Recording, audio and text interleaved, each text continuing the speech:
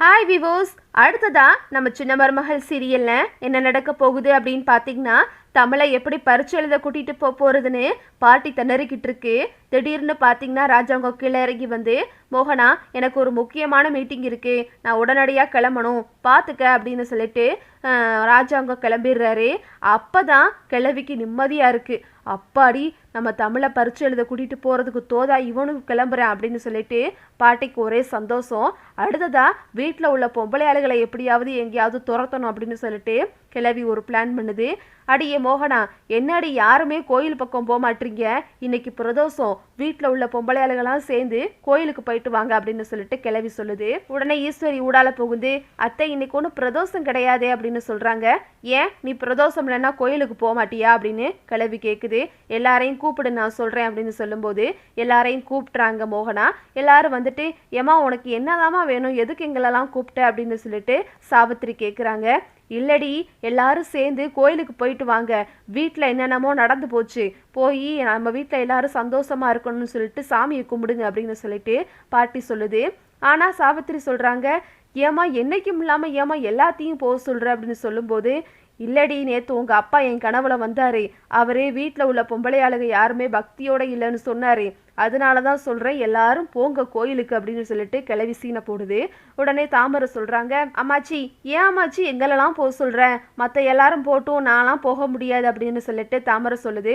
உடனே பாட்டி சொல்கிறாங்க, ஏண்டி உனக்கு அதை விட என்னடி வேலை, மற்ற பொம்பளை அழுக மாதிரியே எல்லாரும் வந்து பஸ்ஸு பிடிச்சி போக போகிறீங்க, காரில் உட்கார போகிறீங்க, கருப்பு உங்களை கூட்டிகிட்டு போக போகிறேன், திருப்பி கொண்டாந்து விட போறியான், இதுல உங்களுக்கு என்னடி சோம்பேறித்தனம், கிளம்புங்க அப்படின்னு சொல்லிட்டு பாட்டி எல்லாத்தையும் வண்டியில ஏற்றி அனுப்பி வச்சிருது.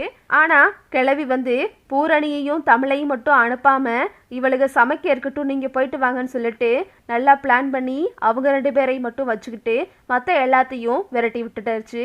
அப்புறம் பார்த்தீங்கன்னா அடுத்து என்ன பண்ணலான்னு பாட்டி யோசிக்கும் போது சேது வர்றாரு. உடனே ஐயோ, சேதுவை விட்டுட்டோம்னா நம்ம எப்படி இவளை கூட்டிட்டு போறதுன்னு சொல்லிட்டு பாட்டி அடுத்த பிளானை போடுது.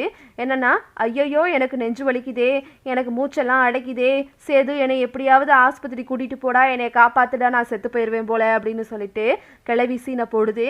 உடனே சேது பதறி அடிச்சுட்டு, அப்பத்தான் உனக்கு ஒன்றும் இல்லப்பா வாப்தா, உன்னை நான் ஆஸ்பத்திரி கூட்டிட்டு போறேன் அப்படின்னு சொல்லிட்டு சேது அப்பத்தாவை வந்து வண்டியில தூக்கி போட்டுக்கிட்டு பாட்டிக்கு துணையா தமிழையும் கூட்டிக்கிட்டு சேது வண்டி எடுத்துட்டு பதட்டத்தோட வண்டி ஓட்டிக்கிட்டு இருக்கும்போது திடீர்னு பாட்டி எந்திரிச்சு கண்ணாடியை போட்டுக்கிட்டு உட்காந்து, அடை சேது எனக்கு ஒன்றும் இல்லடா அப்படின்னு சொல்லும்போது, என்ன அப்பத்தா உனக்கு ஒன்றும் இல்லையா, நல்லா உட்காந்துருக்கி அப்படின்னு சொல்லிட்டு சேது அதிர்ச்சி ஆயிட்டு வண்டியை நிப்பாட்டுறாரு.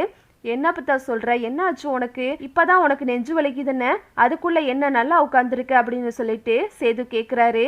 உடனே பாட்டி சொல்றாங்க, எனக்கு ஒன்றும் இல்லை, தமிழை பரீட்சை எழுதணும், அதுக்காக தான் நான் இவ்வளத்தையும் பண்ணி கூட்டிட்டு வந்தேன் அப்படின்னு சொல்றாங்க.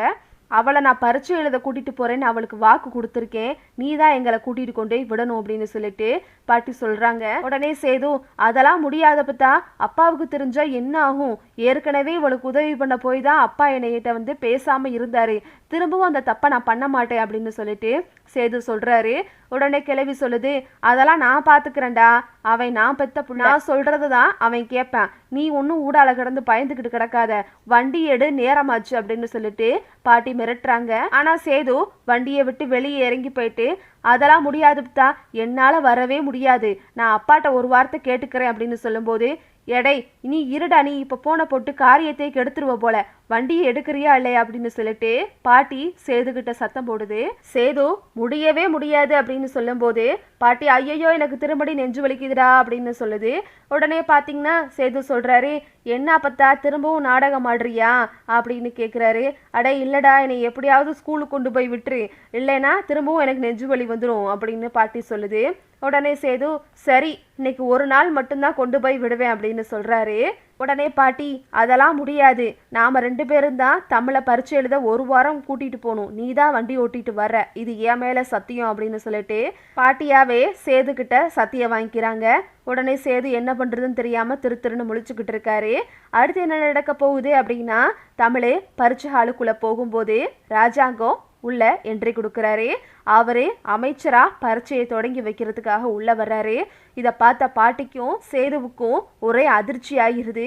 உள்ள பார்த்தீங்கன்னா தமிழ் அதை விட பயத்தோட உட்கார்ந்துருக்காங்க. அடுத்து என்ன நடக்க போகுது அப்படின்றத நம்ம வெயிட் பண்ணி பார்க்கலாம். ஓகே விவோஸ், இந்த வீடியோ உங்களுக்கு பிடிச்சிருந்தா லைக் பண்ணுங்க, ஷேர் பண்ணுங்க, மறக்காம நம்ம சேனலை சப்ஸ்கிரைப் பண்ணிக்கோங்க. தேங்க்ஸ் ஃபார் வாட்சிங்.